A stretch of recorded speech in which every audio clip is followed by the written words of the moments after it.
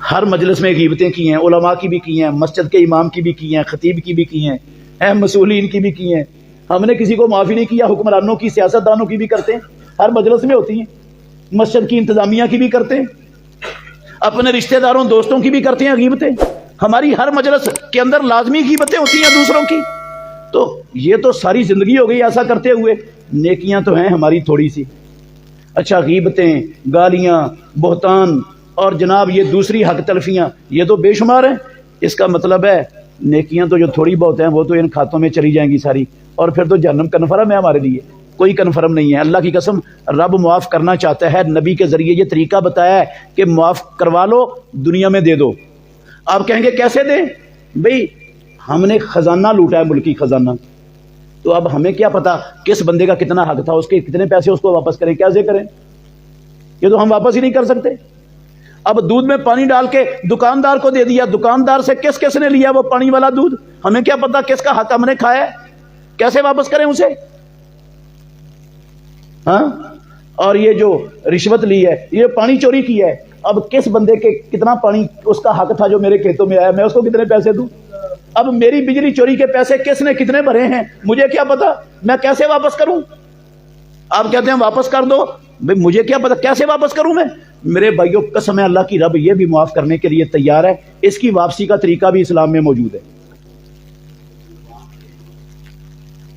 رب بھی ہمیں بچانا چاہتا ہے جہنم سے، نبی بھی بچانا چاہتے ہیں، اسلام بھی چاہتا ہے کہ جس طرح جہنم سے بچ جائے. میں بھی یہی پیغام مصطفیٰ کی سیرت کا آپ کو دینا چاہتا ہوں. دل دکھانے کے لیے نہیں آیا ہوں، آپ کو جہنم سے بچانے کا راستہ دینے آیا ہوں. اللہ اکبر. طریقہ کیا ہے؟ ہر بندہ موٹا سا اندازہ لگا سکتا ہے کہ میں نے غفلت کی زندگی میں، جب مجھے سمجھ نہیں تھی، شعور نہیں تھا، جو لوگوں کے حق غصب کر لیے، تقریباً وہ 1 لاکھ روپیہ ہوگا اندازاً.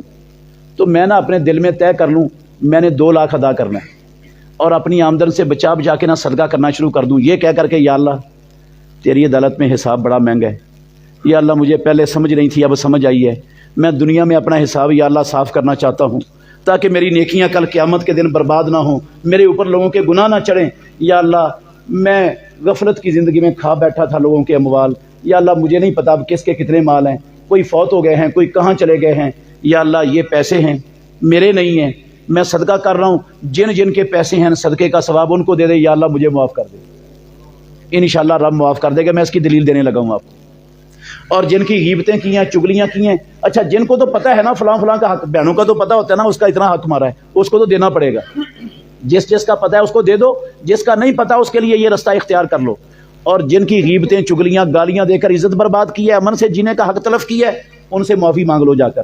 اور ان میں سے جو فوت ہو گئے، جن سے رابطہ ختم ہو گیا ہے، جن سے ملنا ممکن نہیں ہے، ان کے لیے جب تک زندہ ہیں اللہ سے دعا مانگیں، یہ کہہ کر کے یا اللہ پہلے غفلت کی زندگی میں یہ گناہ کر بیٹھا تھا، اب یا اللہ ان کے گناہ معاف کر دے، ان کے درجے بلند کر دے.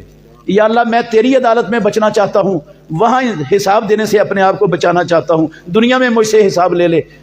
ان کے لیے دعا کریں، اور جہاں جہاں جس جس مجلس میں ان کو پنڈا تھا اس مجلس میں جا کر نا اس کی کوئی خوبی ڈھونڈ کر بیان کریں، اور پھر کہیں یا اللہ دیکھ میں ان کے لیے دعائیں بھی کر رہا ہوں.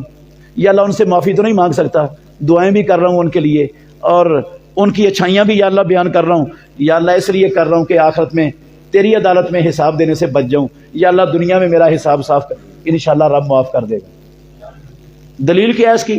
پیارے پیغمبر محمد الرسول اللہ صلی اللہ علیہ وسلم نے فرمایا من اخذ اموال الناس، ختم ہو گئی میری بات، من اخذ اموال الناس یرید اداءها ادى الله عنه، جس نے لوگوں کے اموال لیے، اموال چونکہ زیادہ لیے جاتے ہیں نا اس لیے اموال کا نام لیا، سارے حقوق بندوں کے سارے حقوق اس میں آتے ہیں.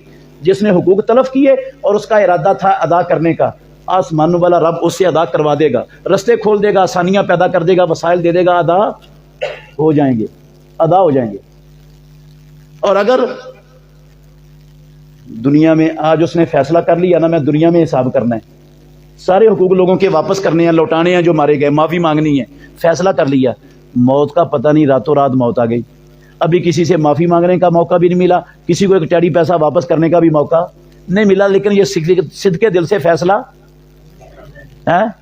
کر چکا تھا کہ کرنا ہے، واپس حساب کرنا ہے.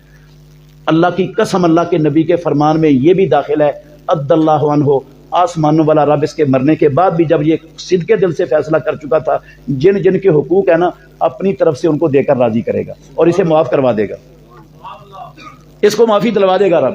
وہ رب پر چلا جاتا ہے معاملہ، وہ رب پر چلا گیا. لیکن ومن اخذ اموال الناس یرید اتلافها اتلفہ اللہ، جس نے کھایا کرپشن کی، ملاوٹ کی، رشوت لی، چوری کی، ملاوٹ کی، کم تولا، دھوکہ دیا، بہنوں کا حق مارا، کمزوروں کا حق غصب کیا، اور پھر کہا اللہ بڑا غفور الرحیم ہے، کوئی مسئلہ نہیں، مولوی خام خواہ ڈراتے رہتے ہیں کچھ نہیں ہونے والا، اتلفہ اللہ، رب اس کی دنیا بھی برباد کر دے گا، عقبہ بھی برباد کر دے گا. تو پھر میرے بھائیوں فیصلہ ہو گیا نا، ہم نے انشاءاللہ آج سے حساب شروع کر دینا اپنا. ہاتھ کھڑا کر کے بتائیں. یہ تو سب نے فیصلہ کر لیا. اچھا ایک اور گزارش ہے میری، میں گزارش منت کر سکتا ہوں، منوا نہیں سکتا کیونکہ میرے پاس اتھارٹی نہیں ہے. آج کے بعد تحیہ کرو، اللہ کے گھر میں بیٹھے ہو، آج کے بعد انشاءاللہ ہم نے کسی کی غیبت نہیں کرنی اور کسی کو انشاءاللہ گالیاں بھی نہیں نکالنی، کسی پر بہتان بھی نہیں باندھنا، اور چگلی کا گندا کام بھی نہیں کرنا. اور آج کے بعد کسی کا ایک ٹیڑی پیسہ بھی ملاوٹ، رشوت، کرپشن کے ذریعے انشاءاللہ چوری کے ذریعے نہیں کھانا. اور اپنے بچوں کی بھی انشاءاللہ ہم نے یہی تربیت کرنی ہے. کریں گے؟ اگر کریں گے نا اپنے اوپر بھی احسان کریں گے، بچوں پر بھی کریں گے. کعبے کے رب کی قسم ہے اس ملک پر بھی احسان کریں گے، اس ملک پر بھی بہت بڑا احسان ہوگا آپ کا. یہ ملک ساری دنیا کفر، اس کو دنیا کے نقشے سے مٹانے پر کمر بستہ ہے، مگر اللہ کی قسم وہ بڑے سالوں سے لگے ہوئے ہیں اڑی چوٹی کا زور لگانے، وہ کوئی بہت بڑا نقصان کرنے میں کامیاب نہیں ہوئے، اور انشاءاللہ ہوں گے بھی. کیوں نہیں ہوں گے؟ اس لیے کہ اس کی بنیادوں میں شہیدوں کا خون ہے. اس کی بنیادوں میں شہیدوں کا خون ہے، اور رب شہیدوں کے خون کو کبھی رائے گاہ جانے نہیں دیتا. یہ لا الہ الا اللہ محمد الرسول اللہ کا ملک ہے، اس لیے انشاءاللہ کافر اس کو مٹانے میں کامیاب. لیکن جتنا بڑا نقصان پاکستان کے لوگ خود اپنے ہاتھوں سے اس ملک کا کر رہے ہیں نا، اتنا بڑا نقصان کوئی کافر قوم آج تک نہیں کر سکی، کوئی نہیں کر سکی، نہ کر سکے گی. دونوں ہاتھوں سے، الا ماشاءاللہ چند افراد کے سوا، مستثنا ہوتے ہیں ہر علاقے میں، ہر معاشرے میں، چند افراد کے سوا ہر بندہ 75 سالوں سے دونوں ہاتھوں سے ملک کو لوٹنے پر کمر بستہ ہے. اور اس کو سیاست، اس کو کامیابی، اس کو عقل مندی، اس کو ہوشیاری، اس کو ترقی، ہر شے سمجھا جاتا ہے. میرے بھائیوں ترس کریں اس ملک پر، یہ امانت ہے ہمارے پاس، یہ اسلام کا بیس کیمپ ہے. ساری دنیا کے 1.5 ارب مسلمانوں کے لیے کعبے کے رب کی قسم ہے دنیا میں امید کی نظر ہے تو پاکستان ہے. ترس کریں اس ملک پر، چھوڑ دے یہ ناانصافیاں، یہ بددیانتیاں، یہ ظلم، یہ رشوتیں، یہ کرپشنیں، یہ لوگوں کے حق غصب کرنا، چھوڑ دے سارا کچھ. اپنے بچوں کی اس پر تربیت کریں. اللہ مجھے اور آپ کو سمجھنے کی، عمل کرنے کی توفیق عطا فرمائے. آخر دعوانا الحمدللہ رب العالمین.